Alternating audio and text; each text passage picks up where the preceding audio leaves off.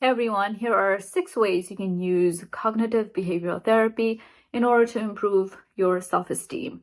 Now, if you don't know what CBT is, it is a form of therapy that mainly focuses on thoughts and behavior and changing those thoughts and behavior in order to improve your mental health. And here's how you can use CBT to your advantage. Here's how you can use CBT to improve your self-esteem.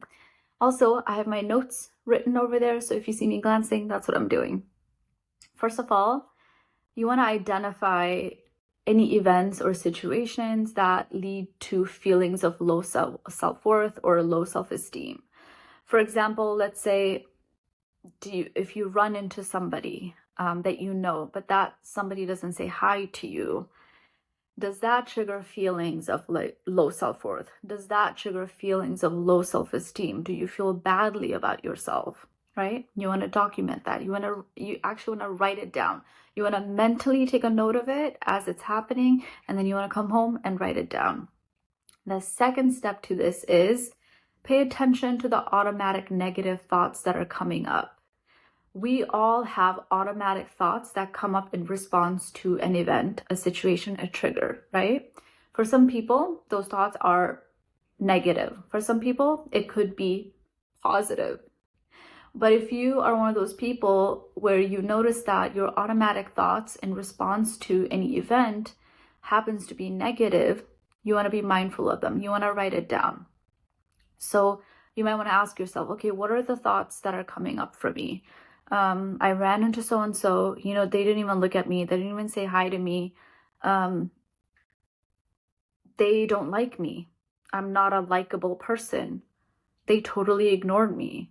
Well, nobody likes me anyway, right? So these are some of the automatic negative thoughts that could come up as a response to the event of someone not saying hi to you. And the third step to this is you actually want to challenge these automatic negative thoughts. You don't want to accept them. You want to challenge them and you want to reframe them, right? So how do you begin to reframe these negative thoughts? By actually bringing your logical mind into the picture. By asking yourself, could it be possible that that person didn't see me? Could it be possible that that person was so preoccupied with something that they just didn't see me, right? That's a possibility. And even if they ignored you on purpose, the rational thought, the rational response could be, okay, maybe they don't like me. That's okay. There are a lot of people who do like me. There are some people who don't like me, and there are some people who like me.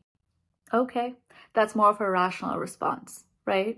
So you want to take note of your automatic negative thoughts, write them down, and then replace those thoughts with a rational response.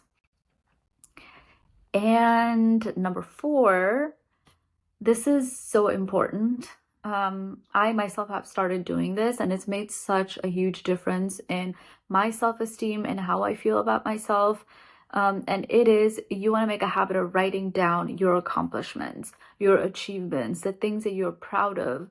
Even small accomplishments that you're proud of can lead to an increase in self-esteem. And you know what? We don't always remember the good things, right? Because our mind tends to be negative sometimes. So we're so fixated on what we have to achieve, everything that we haven't done, how we want to improve ourselves. And of course, those things are fine. But also, here's this entire different reality that we're ignoring of, the things that we have achieved, the things that we are proud of. So you want to make a habit of actually write them down. And also, what are your strengths? What do you love about yourself?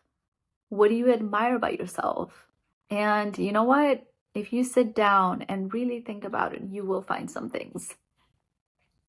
Number 5, you want to avoid unhealthy coping mechanisms. You want to adopt healthy coping mechanisms, which are, reframing your thoughts, challenging negative thoughts, not believing every stupid thought you think, and also grounding techniques like taking care of yourself, doing yoga, meditation. These are all healthy coping mechanisms.